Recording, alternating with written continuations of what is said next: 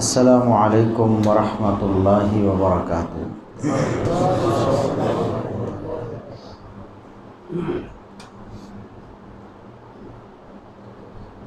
ان الحمد للہ والصلاة والسلام علی رسول اللہ، اما بعد فاعوذ باللہ السمیع العلیم من الشیطان الرجیم من ہمزہ ونفخہ ونفثہ۔ بسم اللہ الرحمن الرحیم۔ قل هل يستوي الذین يعلمون والذین لا يعلمون۔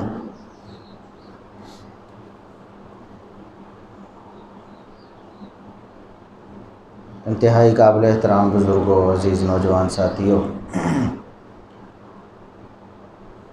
آج جو میں اختصار کے ساتھ کچھ باتیں آپ کے سامنے رکھنا چاہتا ہوں، ان کا عنوان ہے تذکرہ محدثین۔ محدثین اس دنیا میں علم نبوت کے وارث ہیں، اور محدثین ہی اس دین اسلام کو قائم رکھنے والے ہیں، اس دین اسلام کی تبلیغ کرنے والے ہیں۔ محدثین کرام کے علاوہ کوئی ایسا شخص نہیں جو یہ دعویٰ کر سکتا ہو کہ میں اسلام کی کوئی خدمت سر انجام دے رہا ہوں، کیونکہ حدیث کے بغیر اسلام کی کوئی خدمت ہو ہی نہیں سکتی ہے۔ اسلام کے تمام علوم کی بنیاد نبی کریم صلی اللہ علیہ وسلم کی حدیث پر ہے، چاہے وہ قرآنی علوم ہو۔ قرآن کریم کے جتنے بھی علوم ہیں ان کی بنیاد حدیث نبوی پر ہے۔ اسی طرح فقہ کے جتنے بھی علوم ہیں، اصول فقہ سے لے کر سارے علوم کی بنیاد نبی کریم صلی اللہ علیہ وسلم کی حدیث پر ہے۔ جو تفسیر اور جو فقہ حدیث پر مبنی نہیں ہے، اس کی کوئی حیثیت نہیں ہے، وہ بیکار ہے۔ ایسی تفسیر آپ کو قرآن سے دور کرنے کا سبب تو بن سکتی ہے، قرآن کو سمجھنے کا سبب نہیں بن سکتی، کیونکہ قرآن کریم کو سمجھایا تو رسول اللہ صلی اللہ علیہ وسلم نے ہے۔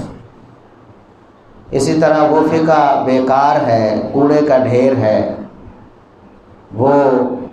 اسلام کے مخالف ہے جو نبی کریم صلی اللہ علیہ وسلم کی حدیث کو بائی پاس کر کے مرتب کی گئی ہو،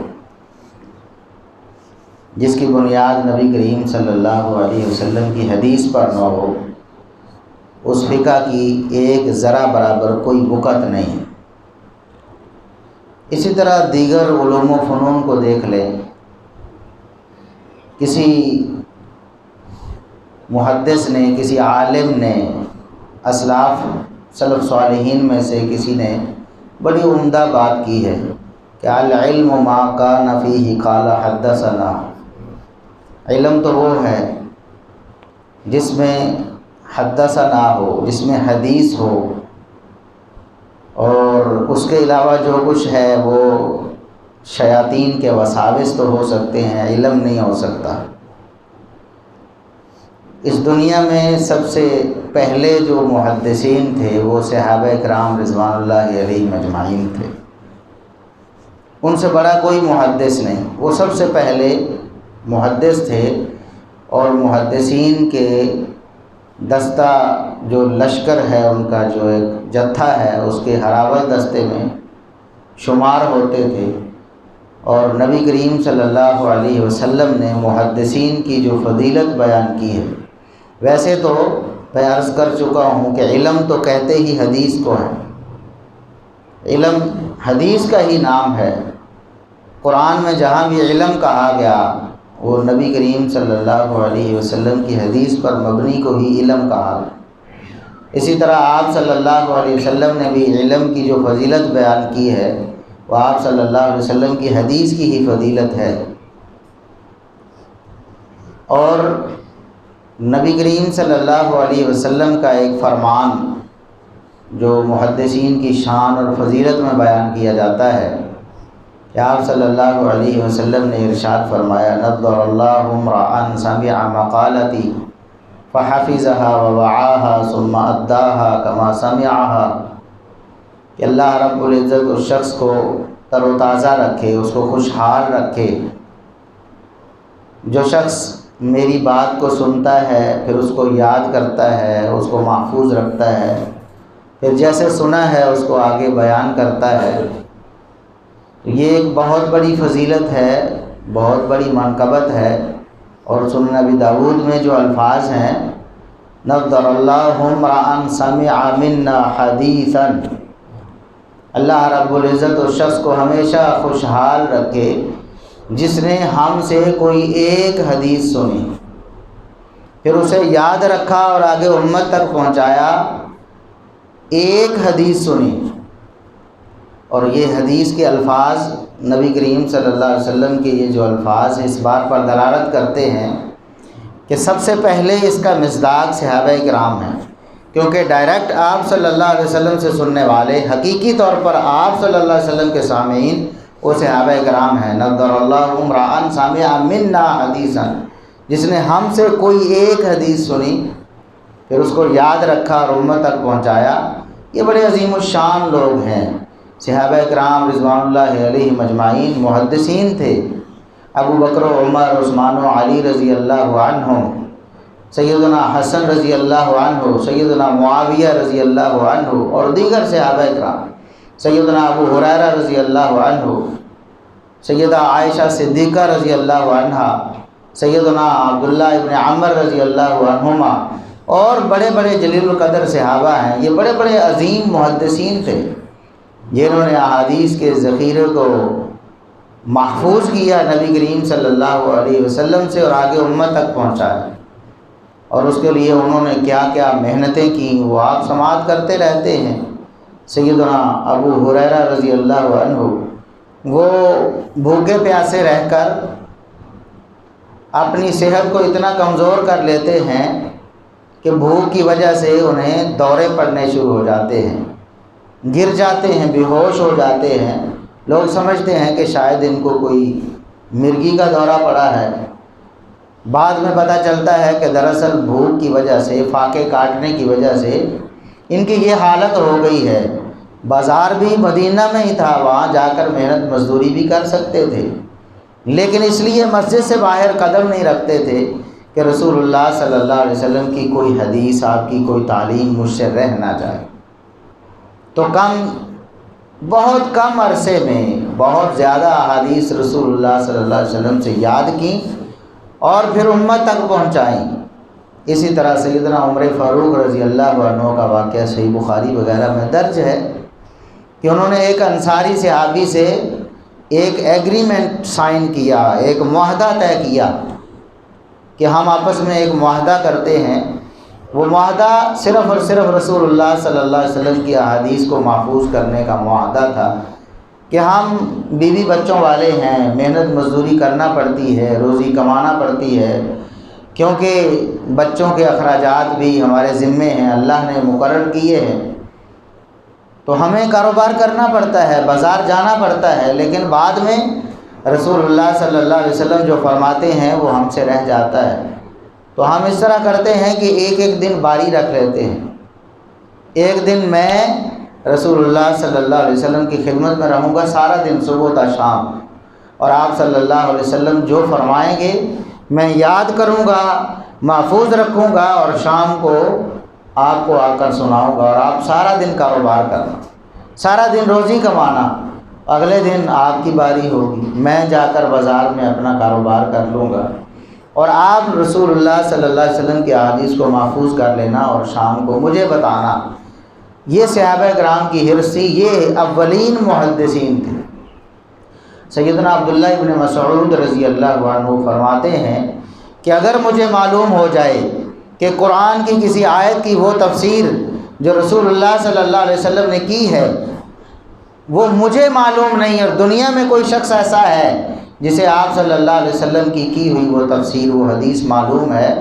تو میں کئی سواریوں کی گردنیں توڑ دوں، یعنی کئی سواریاں اس راہ میں قربان کر دوں، دنیا کے کسی خطے میں بھی مجھے جانا پڑے،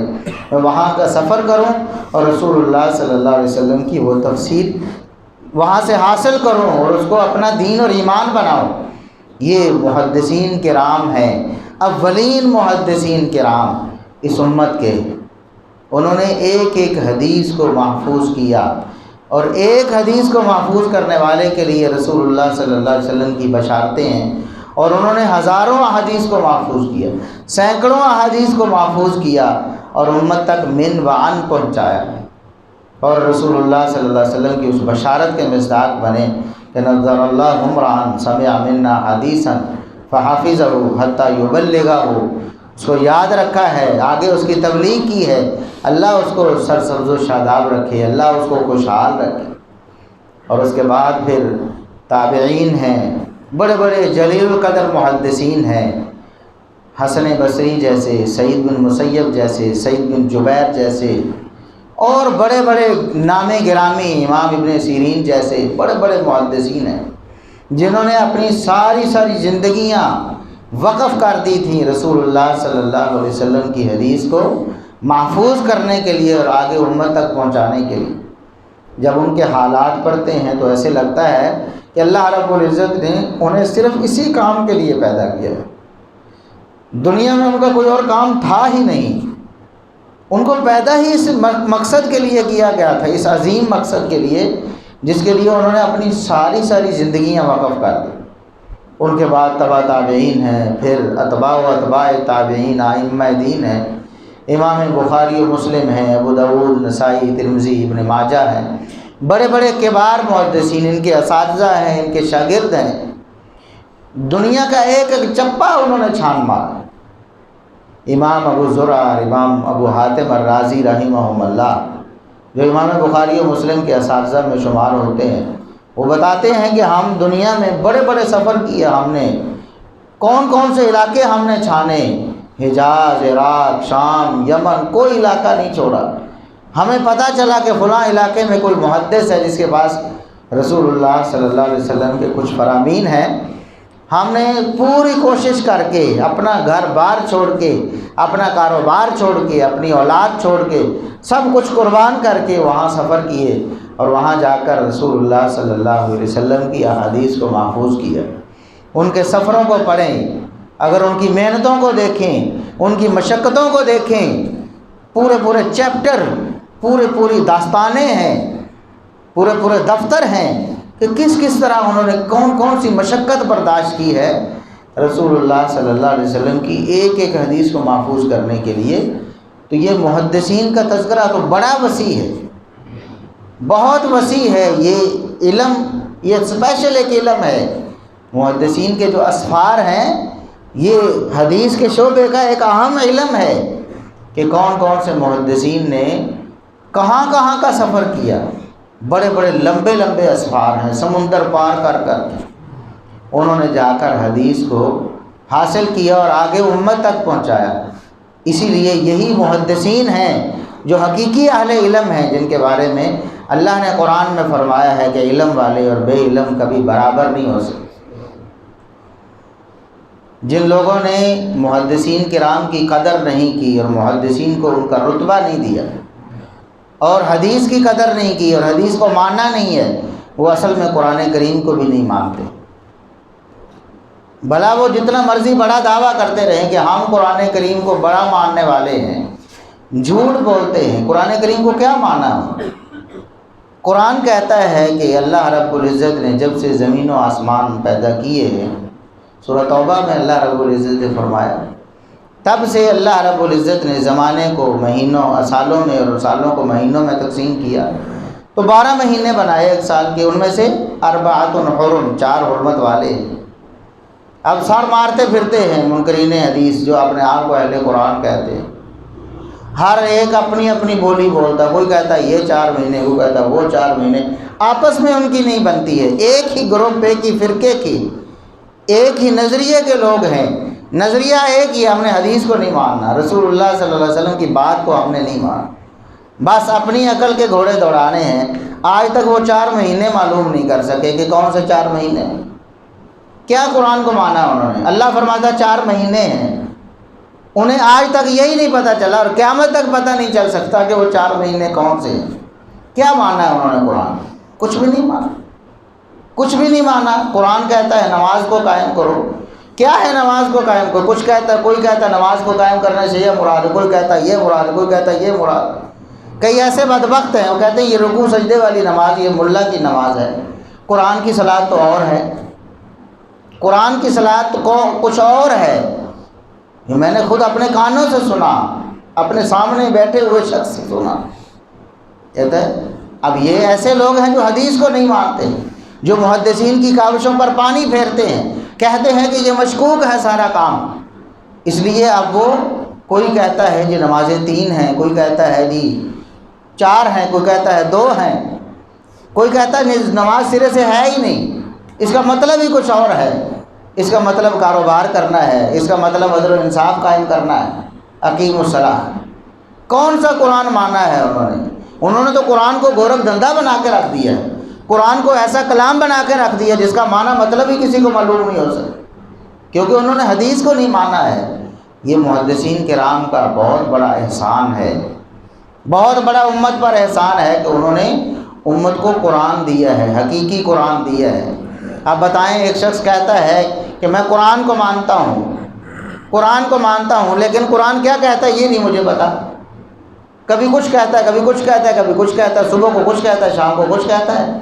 ایک بات کرتا ہے، جب دوسری آیت پیش کی جاتی ہے تو کہتا ہے نہیں اس کا مطلب یہ ہے، اس کا مطلب وہ ہے۔ اس نے کیا قرآن کو مانا؟ یہ محدثین کا احسان ہے کہ انہوں نے قرآن سمجھایا ہے لوگ کہ نبی کریم صلی اللہ علیہ وسلم پر نازل ہونے والا اللہ کا کلام، اللہ کا کلام بھی ماننے کے لیے تیار نہیں۔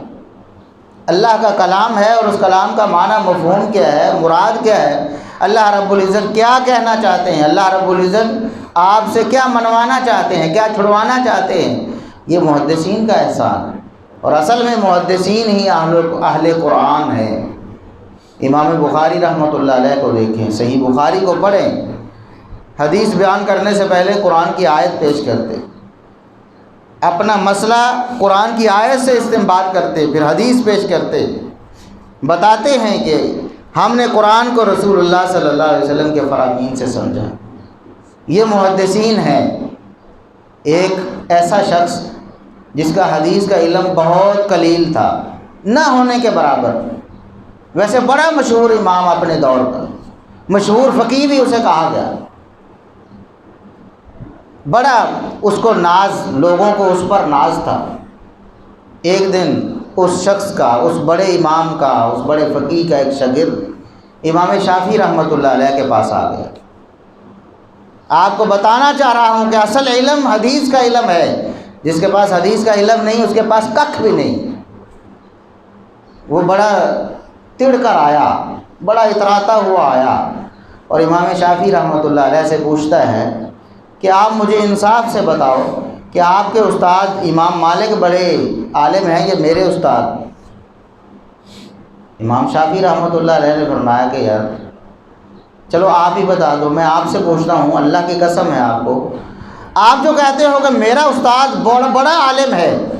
اس کے پاس بڑی فقہ ہے، اس کے پاس بڑی عقل ہے، اس کے پاس بڑا اجتہاد ہے، اس کے پاس بڑا قیاس ہے، چلا آپ مجھے یہ بتاؤ کہ آپ کہتے ہو کہ میرے استاد امام مالک چھوٹے عالم ہیں اور آپ کا استاد بڑا عالم ہے، تو مجھے بتاؤ کہ قرآن کی تفسیر کون زیادہ جانتا ہے؟ بتاؤ، آپ ہی بتاؤ، آپ کو قسم دیتا ہوں، آپ کو انصاف کا واسطہ دیتا ہوں کہ آپ نے جھوٹ نہیں بولنا، سچ کہنا ہے۔ اس نے کہا کہ سچ کہتے ہیں تو پھر بات وہی ہے کہ آپ کے استاد امام مالک قرآن کی تفسیر کے بڑے عالم ہیں، یہ بات تو میں ماننے کے لیے تیار ہوں۔ انہوں نے پوچھا کہ چلو دوسری بات یہ بتاؤ کہ حدیث کا بڑا عالم ہو، رسول اللہ صلی اللہ علیہ وسلم کے فرامین کس کے پاس زیادہ ہیں؟ کون عالم ہے حدیث کا؟ میرے استاد امام مالک یا آپ کے استاد جو فقیہ مشہور ہیں؟ اس نے کہا کہ اگر انصاف کی بات پوچھو تو آپ کے استاد امام مالک ہی حدیث کے بڑے امام ہیں۔ میرے استاد حدیث کے امام نہیں ہے، حدیث کے امام تو آپ کے امام مالک ہی ہیں، یا ان کے استاد امام مالک ہی۔ انہوں نے کہا اچھا یہ بتاؤ، چلو تیسرے نمبر پر صحابہ کرام کے جو اقوال ہیں، فتاوی ہیں، جو کہ اصل میں قرآن و حدیث سے ہی مستنبط ہوتے ہیں، ان کا بڑا عالم کون ہے؟ سیدنا ابوبکر صدیق رضی اللہ عنہ نے اس مسئلے میں یہ فتویٰ دیا، سیدنا علی رضی اللہ عنہ نے یہ فتویٰ دیا ہے، ان فتاوی اور اقوال اور آثار کا بڑا عالم کون ہے؟ میرے استاد امام مالک یا آپ کے استاد، جن پر آپ کو بڑا ناز ہے کہ بڑے فقیہ ہیں۔ تو کہتا ہے کہ انصاف کی بات پوچھتے ہیں تو آپ کے استاد امام مالک ہی صحابہ کرام کے فتاوی و آثار کے بڑے عالم ہیں۔ صحابہ کرام کے فتاوی و آثار کو بھی حدیث کہا جاتا ہے، حدیث موقوف حدیث ہی ہے، تو پھر یہ حدیث ہی ہے، تفسیر بھی حدیث ہی۔ آپ کے استاد امام مالک ہی، تو امام شافعی رحمۃ اللہ علیہ نے فرمایا میرے پاس تو تم یہ ثابت کرنے آئے تھے کہ میرا استاد جو نا بڑا عالم ہے، بڑا امام ہے، بڑا فقیہ ہے، اب بتاؤ قرآن کی تفسیر اس کے پاس نہیں، حدیث اس کے پاس نہیں، صحابہ کے فتاوی و آثار اس کے پاس نہیں، فلم یبقى الا القیاس، بتاؤ باقی رہ کیا گیا؟ عقل کے گھوڑے دوڑانا، قیاس رہ گیا نا، فعلی ای شیء یقیس، بتاؤ قیاس کرنا کس پر ہے؟ قرآن کی کسی آیت سے کوئی مسئلہ ثابت کرنا تھا نا، کسی حدیث سے مسئلہ ثابت کرنا تھا، حدیث مرفوع سے، کسی حدیث موقوف سے مسئلہ ثابت کرنا تھا، وہ تو تمہارے امام صاحب کے پاس ہے نہیں، اب بتاؤ باقی کیا رہ گیا ہے؟ بس پھر بولتی بند ہوگی، بس خاموش۔ تو بتانے کا مقصد یہ ہے کہ عالم وہی ہے، فقیہ وہی ہے جو محدث ہے،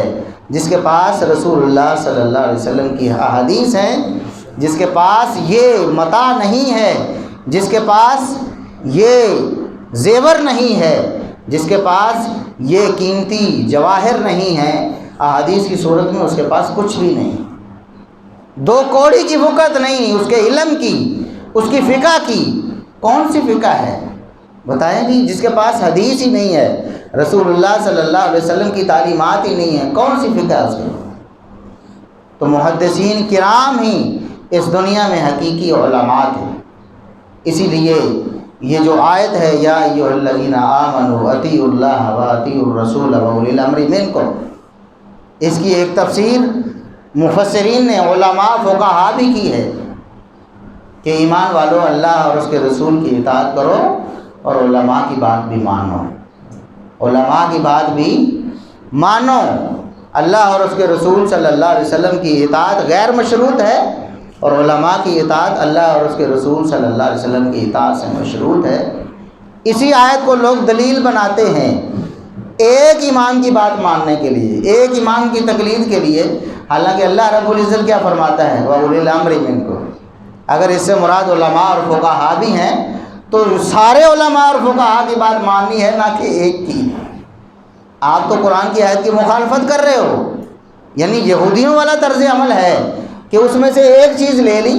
مطلب لاکھوں علماء ہیں، ہزاروں فقہا ہیں، ان میں سے ایک عالم اور ایک فقیہ، جس کو آپ نے فقیہ بنا دیا، جس کو آپ نے کہا کہ فقیہ ہے، حالانکہ فقہ تو حدیث سے آتی ہے، چلو مان لیا کہ وہ فقیہ ہے، اس ایک کی بات کو مان لیا، باقی ہزاروں کو چھوڑ دیا، تو قرآن کی آیت کا تو آپ نے انکار کیا ہے، اس کی مخالفت کی ہے۔ تو حقیقی علماء اور فقہا وہ ہیں جو محدثین ہیں۔ آپ حدیث کی کتابیں اٹھا کے دیکھیں، ان کی محدثین کی فقہ دیکھیں، آپ کو یہ جو نام نہاد فقہ ہے، آپ کو اس کی حیثیت معلوم ہو جائے، اس کی حیثیت اور وقت معلوم ہو جائے گی کہ اس کی کیا وقت ہے۔ امام بخاری رحمۃ اللہ علیہ، ان کی کتاب پڑھ کے دیکھیں، امام الفقہ والحدیث ہیں وہ، یعنی فقہ کے بھی امام ہیں۔ کیوں فقہ کے امام ہیں؟ کہ اس لیے حدیث کے امام، اگر وہ حدیث کے امام نہ ہوتے کبھی فقہ کے امام نہ بنتے، کیونکہ حدیث تو فقہ سے حاصل، فقہ تو حدیث سے حاصل ہوتی ہے۔ اب بتائیں کہ قرآن کا مفہوم جو رسول اللہ صلی اللہ علیہ وسلم نے بتایا ہے وہ اصل مفہوم ہے، وہ سوچ سمجھ ہے، یا کسی بعد والے کی اپنی جو اختراع ہے وہ اصل فقہ ہے؟ تو امام بخاری رحمۃ اللہ علیہ کی فقہ کو دیکھیں، ایسے ایسے مسائل حل کر دیے، امت کے قیامت تک کے لیے۔ آج انسان پڑھتا ہے تو ایسے لگتا ہے کہ گویا امام بخاری رحمۃ اللہ علیہ نے آج کے حالات دیکھ کر یہ مسئلہ ثابت کیا ہے۔ بڑے بڑے دقیق مسائل اور بڑے بڑے علماء جن میں سے حنفی علماء بھی ہیں، انہوں نے صحیح بخاری کی شرح لکھی اور کئی جگہ پر اقرار کرنے پر مجبور ہو گئے کہ ہم سمجھ ہی نہیں سکے ہیں کہ امام بخاری رحمۃ اللہ علیہ کی فقہ کہاں تک ان کی سوچ بچار جاتی تھی۔ قرآن و سنت کے حوالے سے ہمیں یہ بات سمجھ ہی نہیں آ رہی،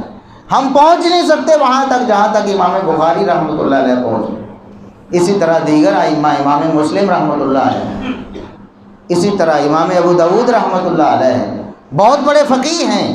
بڑے بڑے دقیق مسائل انہوں نے احادیث سے ثابت کیے ہیں۔ یہ اصل فقہ ہے، یہ محدثین ہیں جنہوں نے امت کو فقہ کا تحفہ دیا ہے۔ کچھ لوگ ایسے تھے جو مشہور ہو گئے کہ بڑے فقیہ تھے، انہوں نے دین کا بیڑا غرق کیا اور محدثین کو یہ کہنا پڑا کہ یا اللہ تیرا شکر ہے دنیا سے چلا گیا ہے، یہ دین کو ایک ایک کڑی کر کے توڑے جا رہا ہے۔ کیوں؟ حدیث کو نہیں مانتا۔ حدیث سامنے آتی تو کہتا ہے میری عقل نہیں مانتی، میں کیسے مان لوں؟ مثال کے طور پر رسول اللہ صلی اللہ علیہ وسلم کا ایک فرمان، حدیث البیعان بالخیار ما لم یتفرقا، آپ صلی اللہ علیہ وسلم نے فرمایا دو خرید و فروخت کرنے والے جب تک آپس میں جدا نہیں ہو جاتے، اٹھ کر اپنی مجلس تبدیل نہیں کر لیتے، دونوں کو اختیار رہتا ہے۔ سودا کر لیا ہے تب بھی 2 گھنٹے بیٹھے رہے، 2 گھنٹے بیٹھنے کے بعد ایک بندہ کہتا ہے یار نہیں میرا نہیں ارادہ، پر میں سودا کینسل کرنا چاہتا ہوں، اختیار ہے۔ اب یہ حدیث عبداللہ ابن مبارک رحمۃ اللہ علیہ بہت بڑے محدث ہیں، بہت بڑے فقیہ ہیں، ساری امت مسلمہ متفق ہے ان کی فقاہت پر، ان کے محدث ہونے پر، ان کی جلالت پر، ان کی عظمت پر۔ وہ فرماتے ہیں کہ یہ جو حدیث اثبت من هذه الاساطین، ان ستونوں سے بھی زیادہ مضبوط ہے، یعنی ان ستونوں کے بارے میں تو خطرہ ہو سکتا ہے کہ یہ کمزور ہو سکتے ہیں، یہ حدیث کمزور نہیں ہو سکتی، اتنی مضبوط ترین حدیث ہے، اور یہ بخاری و مسلم کی حدیث ہے۔ اور عبداللہ بن مبارک رحمۃ اللہ علیہ کے یہ فرمانے کے بعد ساری امت نے اجماع بھی کر لیا کہ یہ بالکل مضبوط ترین حدیث ہے، اس کے بعد ہی اجماع ہوا۔ اب وہ فرماتے ہیں کہ یہ ان ستونوں سے بھی اتنی مضبوط حدیث ہے، لیکن کچھ لوگوں نے اپنے مشہور فقیہ صاحب کے سامنے اس حدیث کو پیش کیا کہ ہم نے رسول اللہ صلی اللہ علیہ وسلم کا یہ فرمان سنا ہے، آپ کے بھی علم میں لاتے ہیں۔ تو وہ فقیہ صاحب نے سن کے آگے سے کہا نہیں سب شہید، وہ کچھ بھی نہیں، ایک ہی بڑی گل لے کے آئے ہو تجھے، ارأیت ان کان فی سفینہ، مجھے بتاؤ کہ اگر وہ کشتی میں ہوں تو پھر کیا کریں گے؟ اے حدیث لئی پھر دے دسو، اگر کشتی میں ہوں، کئی مہینوں کا سفر ہے، سمندر میں جا رہے ہیں وہ، اب بتاؤ اٹھ کر کہاں جائیں گے؟ کیا مطلب میری عقل میں نہیں آتی، میری عقل میں نہیں آتی، جاؤ نہیں مانتا میں، یہ کچھ نہیں ہے، لے جاؤ اسے، کہاں سے اٹھا کر لے آتے ہو سر۔ تو امام علی بن مدینی رحمۃ اللہ علیہ انہوں نے جب یہ سنا کہ معاملہ ایسے ہوا ہے تو امام علی بن مدینی فرمایا ان اللہ سائلہ عما قال، حدیث رسول کو سن کر جو جسارت اس شخص نے کی ہے، اللہ ضرور اس سے قیامت کے دن پوچھے گا کہ میرے رسول کی حدیث سن کر آگے سے یہ کہتے تھے۔ ایسے لوگوں کو لوگوں نے مشہور فقیہ بنا دیا، مذہب ان کے نام پہ کھڑے کر لیے، اور پھر جھوٹ بول بول کر خود ہی ان کے نام پہ لگاتے ہیں، ان سے ثابت بھی نہیں ہے، بعد میں خود گھر گھر کر کتابیں کئی 100 سال بعد لکھ کر بغیر سند کے یا پھر جھوٹے راویوں کے واسطے سے اس کے ذمے لگاتے رہے کہ یہ بھی اس نے فرمایا، یہ بھی اس نے فرمایا، یہ بھی اس نے فرمایا۔ ماشاءاللہ بڑی فقہ ہے جی، قرآن و سنت کا نچوڑ ہے بھئی، قرآن و سنت کا نچوڑ تو یہ ہو گیا، باقی کیا پھوک رہ گیا؟ یہ تو نچوڑ ہے، چلو جس کا نچوڑ ہے اس کو ثبوت بھی تو دے دو نا۔ تو آپ شہد کا چھتا نچوڑتے ہیں تو شہد نکلتا ہے نا، اب کچھ پیچھے کیا ہے، شہد کا چھتا ہے نا، تو کوئی ہمیں دکھائے گا نا بھی یہ چھتا نچوڑا ہے میں نے، اس میں سے شہد نکلا ہے، تو چلو بتاؤ قرآن کی کس آیت سے یہ استنباط ہے، کس حدیث سے یہ استنباط ہے؟ علم کی تو بات ہی نہیں ہے۔ اب قرآن کریم کی آیت کہتے ہیں جی قرآن بڑا آتا تھا انہیں، حدیثوں کی طرف وہ توجہ نہیں کیا کرتے تھے، قرآن بڑا غور و فکر کرتے تھے۔ اب قرآن کی آیت ہے والوالدات یرضعن اولادہن حولین کاملین، مائیں اپنی اولادوں کو 2 سال دودھ پلائیں، یعنی مدت رضاع 2 سال ہے۔ اب امام صاحب نے، مشہور فقیہ صاحب نے فرما دیا کہ مدت رضاع 2.5 سال ہے۔ کیا ہے؟ 2.5 سال ہے۔ آج تک تلاش کر رہے ہیں کہ پیچھے کہاں سے نچوڑا ہے یہ 2.5 سال، کہاں سے نچڑ کے آیا ہے۔ آج اقرار کرنے پر مجبور ہے کہ ہمیں تو کوئی نہیں پتہ چلا، امام صاحب کے پاس کوئی دلیل ہوگی، ان کے پاس کوئی ہوگی، ہمارے پاس نہیں پہنچی، یعنی انہوں نے کس چھتے سے یہ شاید نچوڑ لیا ہمیں نہیں پتہ، اللہ جانے، پھر ان کے پاس کوئی چھتا ہوگا جس سے وہ انہوں نے نچوڑا۔ اس لیے اس بات کو ذہن نشین کر لیں کہ اگر حقیقی علماء کوئی ہیں تو وہ محدثین ہیں، جو بھی حدیث کی راہ سے ہٹ کر دین کو سمجھنے کی کوشش کی ہے، پھر محدثین نے اس پر کتابیں لکھی باقاعدہ پوری کتابیں ان کے رد پر۔ امام ابن ابی شیبہ رحمہ اللہ تعالی، امام بخاری و مسلم کے استاد، صحیح مسلم میں تو ان کی بہت بے شمار احادیث ہیں، امام بخاری کے بھی استاد ہیں، بہت بڑے جلیل القدر محدث ہیں۔ کتاب لکھی انہوں نے المصنف کے نام سے، بڑی وسیع کتاب، اس میں اینڈ میں باقاعدہ ایک باب قائم کیا کہ فلاں فقیہ امام کے رد پر یہ میری کتاب، پوری کتاب لکھی، اور اس میں بتایا کہ فلاں فقیہ امام صاحب نے یہ کہا جبکہ رسول اللہ صلی اللہ علیہ وسلم نے یوں فرمایا، رسول اللہ صلی اللہ علیہ وسلم یوں فرماتے ہیں جبکہ فقیہ امام صاحب یہ کہتے ہیں۔ اس کی وجہ کیا بنی کہ رسول اللہ صلی اللہ علیہ وسلم کی احادیث سے بے اعتنائی برتی گئی۔ محدثین سے کٹ آف ہوئے وہ لوگ، جو لوگ محدثین کے ساتھ ملے، محدثین سے علم حاصل کیا، محدثین کو اپنا مشعل راہ بنایا، وہ لوگ کامیاب ہو گئے۔ وہ حقیقی علماء ہیں اس امت کے، وہ حقیقی فقہا ہیں اس امت کے، اور انہوں نے ایسی عظیم الشان خدمات اسلام کے لیے سر انجام دی ہیں کہ پوری دنیا اس کی مثال لانے سے قاصر ہے۔ آج مستشرقین، کفار، اسلام کے دشمنان اس بات کو تسلیم کرنے پر مجبور ہیں۔ وہ کہتے ہیں کہ کسی امت میں، دنیا کے کسی گروہ میں یہ خصوصیت ہم نے نہیں دیکھی جو محدثین میں دیکھی ہے۔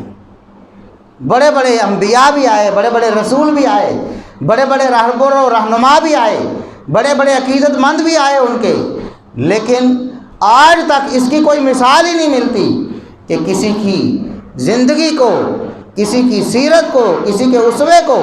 اس طرح منظم طور پر مرتب کیا گیا ہو اور محفوظ کیا گیا ہو جس طرح رسول اللہ صلی اللہ علیہ وسلم کی زندگی، آپ کے اسوہ حسنہ کو، آپ کی سیرت کو منظم طور پر مرتب کیا گیا محدثین کرام کی طرف سے، یعنی صحابہ کرام، تابعین، تبع تابعین اور ائمہ دین کی طرف سے۔ انہوں نے یہ بات ماننے پر اپنے آپ کو مجبور پایا ہے اور اس کا علل اعلان اظہار کیا ہے کہ یہ جو سند کی خصوصیت ہے محدثین نے جو مسلمانوں میں سے پیش کی ہے، پوری دنیا، پوری تاریخ انسانی اس کی مثال لانے سے قاصر ہے۔ لاؤ نہ مثال، کون ہے آج کہے کہ میرے فلاں رہبر اور رہنما نے یہ کہا، یہ کیا؟ ہاں، محدثین کہیں گے ہمارے رسول اللہ صلی اللہ علیہ وسلم نے یہ کہا اور یہ کیا، دن بھی رات بھی بالکل واضح روشن ہے، لیلھا کنہارھا سوا، رات اور دن برابر ہے روشنی میں، کوئی اندھیرا نہیں ہے، کوئی اندھیرا نہیں۔ محدثین کی محنت دیکھیں اور اللہ رب العزت کی محدثین کرام پر کرم فرمائی دیکھیں کہ حدیث کو محفوظ کیسے کیسے کروایا، کیسے کیسے کروایا۔ دن کی باتوں، دن میں کی ہوئی باتوں کو تو اور لوگ سنتے ہیں، دن میں کیے ہوئے کام کو تو سب لوگ دیکھتے ہیں، جلوت میں جو ہوتے ہیں، لیکن خلوت میں کسی چیز کو محفوظ کرنا کیسا عظیم الشان کارنامہ ہے محدثین کا، اور اللہ رب العزت کی طرف سے یہ حفاظت کی ذمہ داری تھی۔ یہ اللہ رب العزت نے قرآن میں فرمایا ہے، انا نحن نزلنا الذکر وانا لہ لحافظون، ہم نے یہ وحی نازل کی ہے اور اس وحی کی حفاظت بھی ہم ہی کرنے والے ہیں، یہ ہمارے ذمے ہے، اس وحی کی حفاظت ہم کر کے دکھائیں گے۔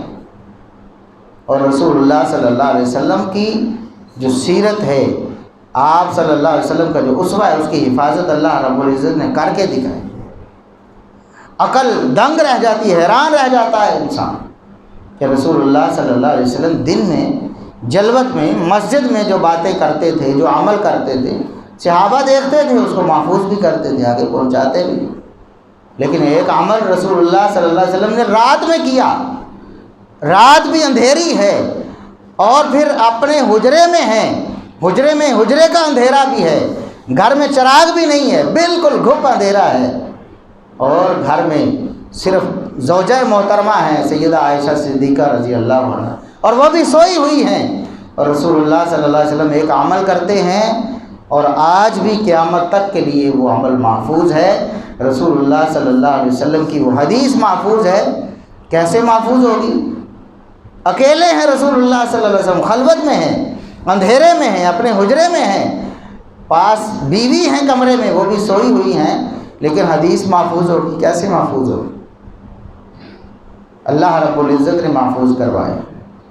اور پھر محدثین نے، محدثات نے محفوظ کی۔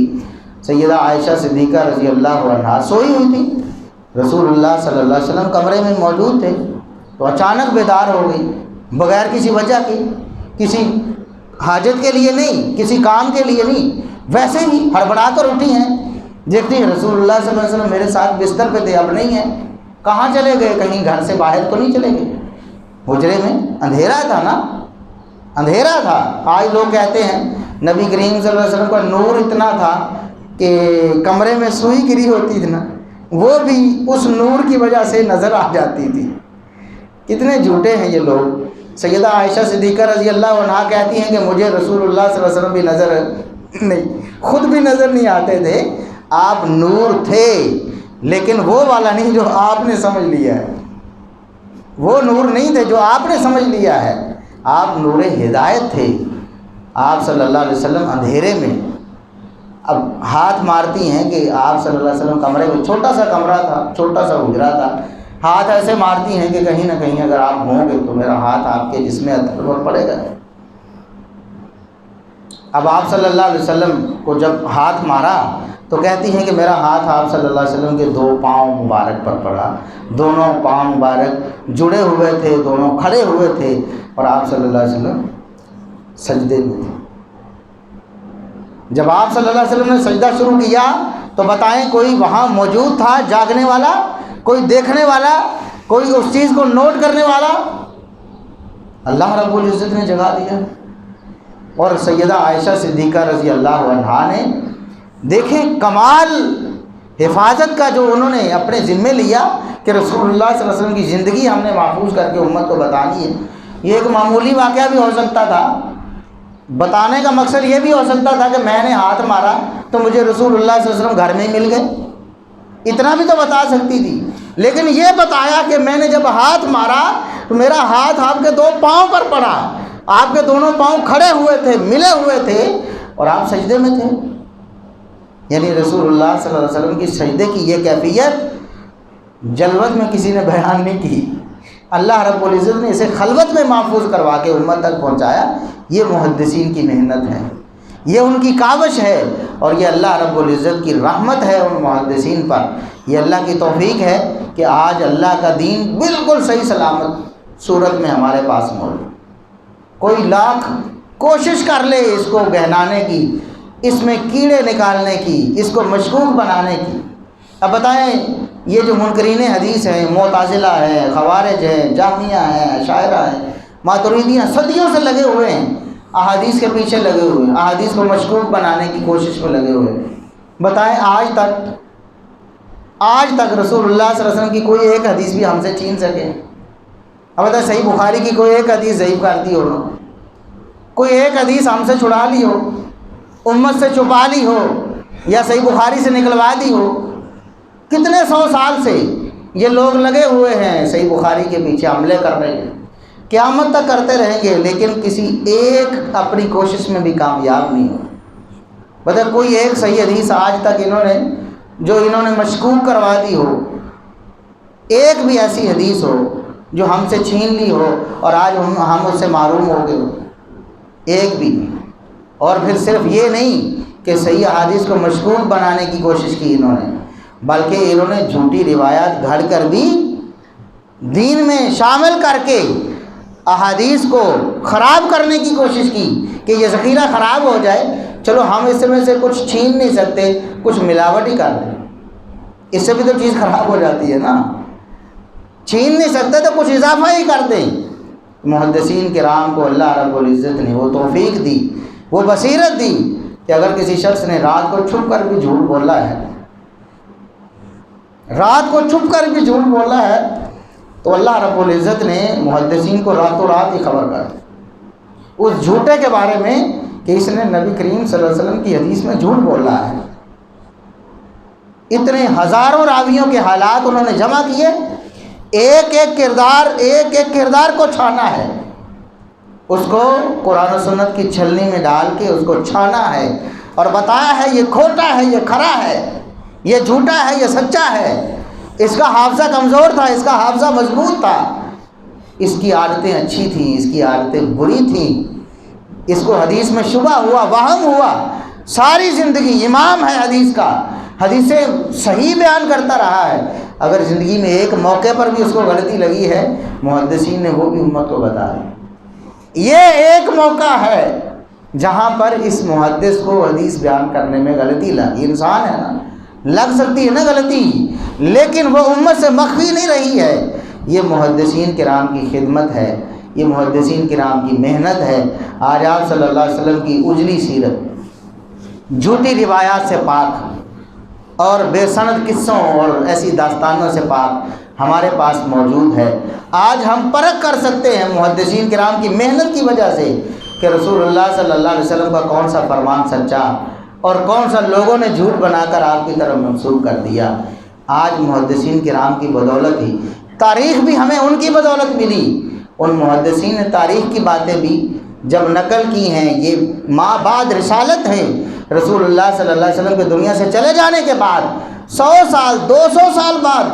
300 سال بعد بھی اگر کوئی واقعہ ہوا ہے، سند سے لکھا ہے کہ ہمیں فلاں نے فلاں نے فلاں نے فلاں سے نقل کر کے بتایا، آج ہم اس کو بھی پرکھ سکتے ہیں، اس کا بھی سچ یا جھوٹ ہونا واضح کر سکتے ہیں، یہ محدثین کرام کی محنت کی وجہ سے۔ تفسیر بھی انہوں نے سند سے نقل کر کے ایک ایک آیت کی، ایک ایک فرمان رسول کو نقل کر کے سند سے ہمارے سامنے پیش کیا ہے کہ فلاں آیت کی تفسیر میں رسول اللہ صلی اللہ علیہ وسلم کا جو فرمان پیش کیا جاتا ہے اس کی حقیقت کیا ہے، اس کا سورس یہ ہے، اس کی چین یہ ہے، اس کی سند یہ ہے۔ ایک ایک بات کو امت تک محفوظ کر کے پہنچایا، یہ محدثین کی محنت ہے اور یہ محدثین کا امت پر احسان ہے۔ اور جو اپنے محسنوں کو بھول جاتے ہیں یا محسن کش ہوتے ہیں، جو اپنے محسنوں کی قدر نہیں کرتے، تو اللہ رب العزت پھر ان کو تباہ و برباد کر دیتا ہے۔ پھر وہ لوگ پریشان رہتے ہیں، کبھی اپنے محسن کے احسان کو فراموش کرنے والا زندگی میں کبھی خوشحال نہیں رہتا، وہ پریشان رہے گا، ہمیشہ متردد رہے گا، ہمیشہ سوچتا رہے گا میں کیا کروں، کبھی ادھر جائے گا، کبھی ادھر جائے گا، کبھی ادھر منہ مارے گا، کبھی ادھر منہ مارے گا، 2-4 دن ادھر ہو جائے گا، 2-4 دن ادھر ہو جائے گا، 2 سال پہلے اور موقف اپنائے گا، 4 سال بعد اور موقف ہو جائے گا، کبھی کہے گا یہ عین اسلام ہے، کہیں کہے گا اس کا اسلام سے واسطہ ہی نہیں ہے۔ آپ کے سامنے مثالیں موجود ہیں، آپ اپنی آنکھوں سے مشاہدہ کرتے، کانوں سے سنتے ہیں، یہ رسول اللہ صلی اللہ علیہ وسلم کی احادیث سے بے اعتنائی کا نتیجہ ہے۔ یہ جناب غامدی صاحب ہیں، یہ کچھ سال پہلے انہوں نے مضمون لکھا اپنے اسی رسالے میں، لکھتے ہیں کہ داڑھی کے بغیر اسلام کا کوئی تصور نہیں ہو سکتا، یہ تو عین اسلام ہے، یہ تو فطرت ہے، اس کے بغیر کوئی بندہ مسلمانی کا دعویٰ کیسے کر سکتا ہے؟ اور کچھ سال بعد اب کہتے ہیں کہ داڑھی کا اسلام سے کوئی تعلق ہی نہیں۔ یہ لوگ ہیں، ان کی عقل دیکھیں، صبح و شام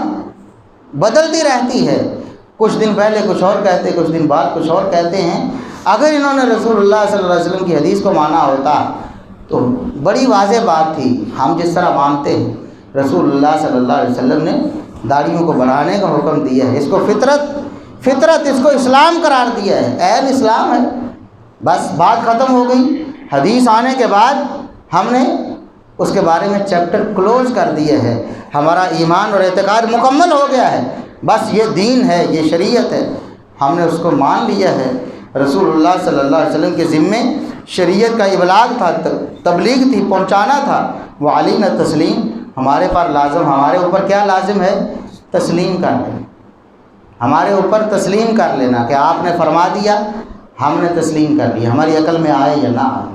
یہ عقل پہ پرکھنے والی بات، اس کا مطلب یہ ہے کہ آپ رسول اللہ صلی اللہ علیہ وسلم کی بات کو اپنی عقل پر پرکھیں گے، آپ کی عقل یہ فیصلہ کرے گی کہ آپ صلی اللہ علیہ وسلم کی یہ بات ماننی ہے یا نہیں ماننی۔